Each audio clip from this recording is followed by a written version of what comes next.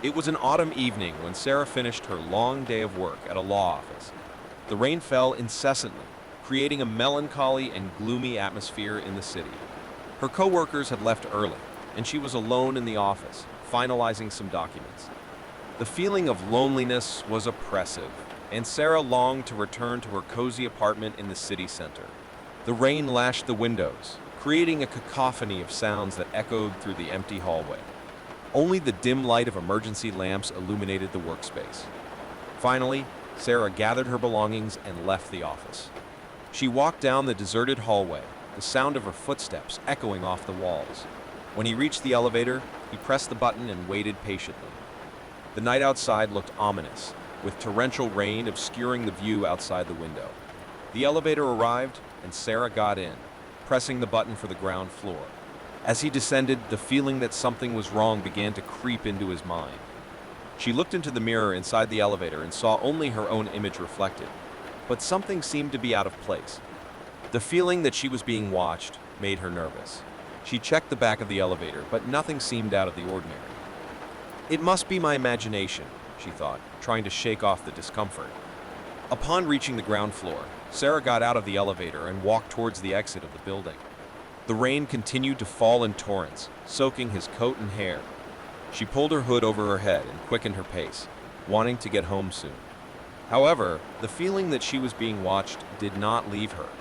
She looked around, but the street was almost deserted. The few people who passed by seemed indifferent to his presence. Sarah turned the corner towards her apartment and looked back, but didn't see anyone following her. Paranoia was getting the best of her, and she decided to speed up her pace. The quicker he got home, the quicker he could get rid of the distressing feeling. Upon arriving in front of her building, Sarah felt a shiver run down her spine. It was as if someone was watching her from the darkness, but she couldn't see anyone nearby. She unlocked the front door and quickly entered, locking it behind her. The feeling of relief that came over her when she entered her apartment was momentary. She sat on the sofa in the living room and tried to calm down. The rain outside continued to fall, creating a constant, hypnotic sound. However, the feeling that something was not right persisted. Sarah was alone at home, but she couldn't escape the feeling that there was an unknown presence around her. Every sound of rain hitting the windows made her jump, and every shadow on the walls made her feel like she was being watched. She tried calling some friends, but none of them answered. The loneliness in his apartment felt suffocating. She forced herself to believe that she was just imagining things, that paranoia had taken over her after an exhausting day at work. However, as the night progressed and the rain continued to fall outside, the feeling that I was being watched became unbearable. She knew she wouldn't be able to rest while that feeling tormented her. Sarah decided to get up from the couch and make a cup of tea in hopes of calming her nerves. The sound of the electric kettle boiling water seemed to echo through the kitchen, and the feeling of being watched never left her. She looked out the kitchen window and saw only the darkness of the night and the incessant rain. It was as if the world outside was empty, but she knew she wasn't alone in her paranoia. Upon returning to the living room with her cup of tea, Sarah noticed that the light from one of the lamps was blinking intermittently. She frowned, as she didn't remember the lamp having this problem before. She looked at the lamp, trying to understand the source of the malfunction. As she approached the lamp, the feeling that something was wrong intensified. Suddenly, the lamp went out completely, plunging the room into darkness. Sarah felt her heart accelerate, and her instinct for self-preservation made her take a step back. At that moment, a subtle but undeniable sound made her freeze in fear. She heard breathing, a ragged breath, coming from the darkness. It was as if someone was right there, in the room with her, watching her. "Who's there?" Sarah asked in a shaky voice, receiving no response. She tried to turn on the flashlight on her cell phone, but before she could do so, the lamp on the lamp turned on again. The room was empty except for Sarah. She felt like she had gone crazy. Maybe this was all the result of stress and tiredness, she thought. She tried to convince herself that she was creating situations in her mind, but the fear persisted. Sarah decided to lock all the doors and windows, hoping this would make her feel safer. She was determined to overcome her paranoia and the feeling that someone was stalking her. However, what happened next left her even more terrified. As she approached the living room window to close it, she saw a figure outside, a hooded figure standing in the rain. His eyes were fixed on Sarah, and a shiver ran down his spine. Sarah screamed and backed away. She couldn't believe what she was seeing. The stalker was there, outside her window, watching her.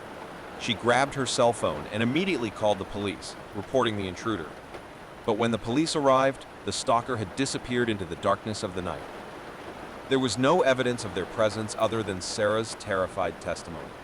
Authorities searched the area but were unable to find the intruder.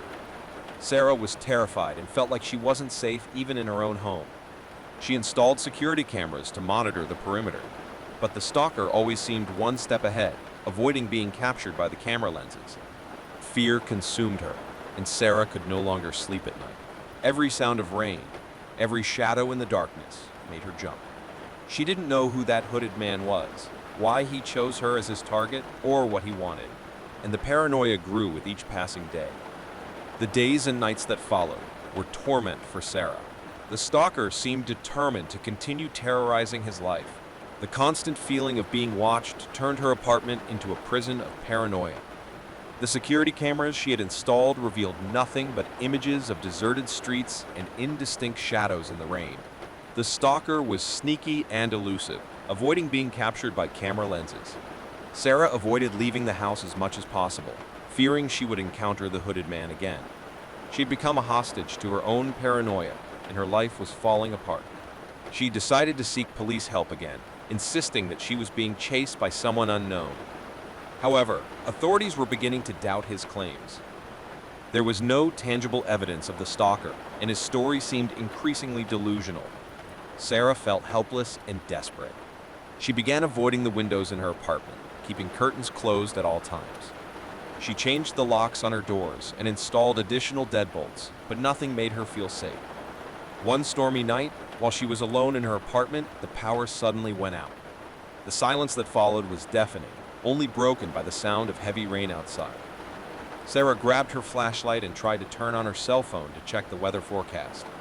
But when she pressed the power button, a message appeared on the screen. Terror filled her as she looked at the message. Someone was inside his apartment. Her heart was pounding, and she quickly hid in a dark corner of the room. With the flashlight shaking in her hand, she waited. Minutes that seemed like hours passed, and there was no sign of the pursuer. She tried to call the police, but her cell phone had no signal. The darkness of the apartment was suffocating, and the sound of rain on the window was a constant echo of her own anxiety. It was then that she heard a subtle sound coming from the hallway. Someone was sneakily moving towards her. Sarah held her breath, waiting for the pursuer to walk right past her. The hooded figure emerged into the living room, walking slowly with silent steps. Sarah could feel her heart hammering in her chest as she watched the figure approach. The pursuer's face was hidden beneath the hood, but he emanated a menacing aura. He approached the living room window and stood there for a moment, looking at the storm outside. That was when he finally lifted his hood, revealing his pale face and sinister smile. "You can't escape me," he whispered, and Sarah felt an icy shiver run down her spine. The stalker was enjoying the fear he was causing. In a last act of desperation, Sarah threw the flashlight towards the window, breaking the glass and creating a loud noise. She ran towards the door, opening it and running into the building's hallway, screaming for help. Neighbors heard Sarah's screams and called the police. When authorities arrived, the stalker had already disappeared, but they were finally starting to take seriously the terror Sarah was facing. She was taken to the police station, where she was finally able to report what had happened.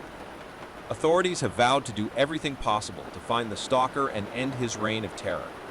However, the feeling that he was always one step ahead persisted, and Sarah didn't know if she would ever be free from this nightmare. After the terrifying encounter with the stalker in her apartment, Sarah decided it was time to face her fear head-on. She could no longer live with the constant panic and terror that had become her life. She wanted her peace back. Sarah cooperated with the police, providing every detail she could remember about the stalker, his height, his voice, any feature that could help identify him. She felt that by sharing information, she was taking control of the situation. As the investigation continued, Sarah took steps to protect herself. She temporarily moved to a relative's house, ensuring she would be somewhere safe and out of reach of her stalker. Nights were less scary when she was surrounded by supportive family members. However, The feeling of being watched never left her. Even at her relative's home, she felt like her stalker was always lurking in the shadows. His paranoia was a constant presence in his mind. As the days passed, the police investigation appeared to be progressing. They had found security cameras that filmed the stalker hanging around Sarah's building. They now had tangible evidence of their presence, and Sarah felt a ray of hope. She remained in constant contact with the police, providing any information or details that could be helpful in the case. She was determined to help capture the stalker and end this nightmare once and for all. One night, while Sarah was at her relative's house, she received a call from the police. They had identified a suspect based on the evidence collected. The news filled her with hope, but also with apprehension. She was about to face the person who had terrified her for so long. The police organized a meeting between Sarah and the suspect at a police station. She agreed to be present and provide any additional information that might help confirm the stalker's identity. On the night of the date, Sarah was nervous but determined. She could no longer live in constant fear. When he entered the police station, he saw the suspect sitting in an interrogation room, waiting. It was a middle-aged man with an unfazed expression. He seemed calm and confident, the opposite of how Sarah imagined her pursuer. She approached the room, watching him carefully. Their eyes met, and a wave of recognition hit her. Sarah was shocked to realize that she didn't recognize the man before her. He wasn't the stalker who had terrorized her for so long. His heart sank, and the feeling of helplessness returned. Interrogation revealed that the suspect was in the area for personal reasons unrelated to Sarah. He was just as confused as she was about why he was being interrogated. The police had made a mistake. Sarah was devastated as the royal stalker was still at large. The investigation had gone nowhere, and she felt more vulnerable than ever. She returned to her relative's house, knowing that the stalker was still outside, watching her.